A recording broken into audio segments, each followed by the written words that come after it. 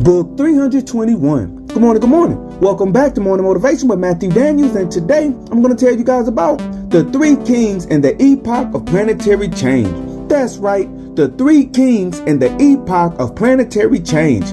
But what is Matthew Daniels talking about? A long time ago, there was a mighty king that ruled over a vast empire. This king, who is one of my ancestors no less, when he realized that he was close to death, asked that his three sons be brought before him. With his three sons standing at his bedside, the king told them that he was about to die, and he said that when he did, his vast kingdom would be divided into three separate kingdoms so that each one of his sons could sit on his own throne. The king then went on to tell them about an ancient prophecy that was told and retold to each successive king since the kingdom was founded over 1,250 years ago.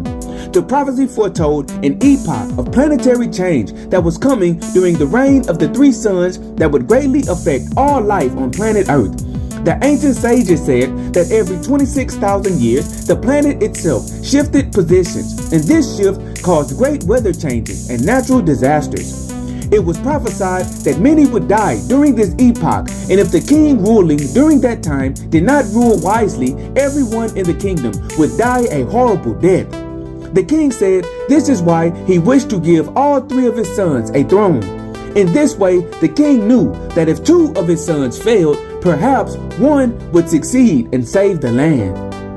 As predicted, the mighty king died. His three sons were made kings over three separate kingdoms, and the epoch of planetary change began.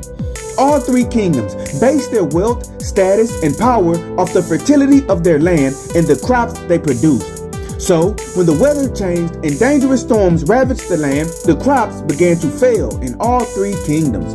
The three new kings knew that this was the problem they must solve, and because of their different personalities, each new king sought his own way to deal with the problem. The first new king said that in order to survive the epoch of planetary change, he would hold fast to the old ways.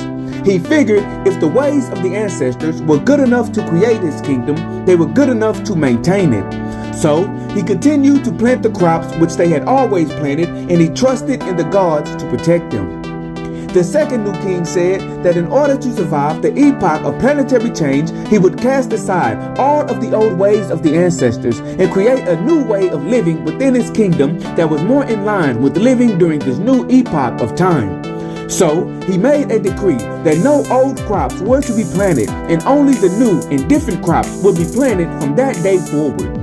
The third new king said that in order to survive the epoch of planetary change, he would hold on to as many of the old ways as possible, but he would also use new and innovative techniques to adapt the old ways to this new environment which they lived in. So he commanded his scientists to modify the old crops so that they could grow in the new climate. The first new king's kingdom almost died of starvation because the old crops just would not grow in the new epoch. The second new king's kingdom almost died of malnutrition and disease because the people's body had grown accustomed to the nutrients of the old crops, and the new crops did not provide them the correct nutrients.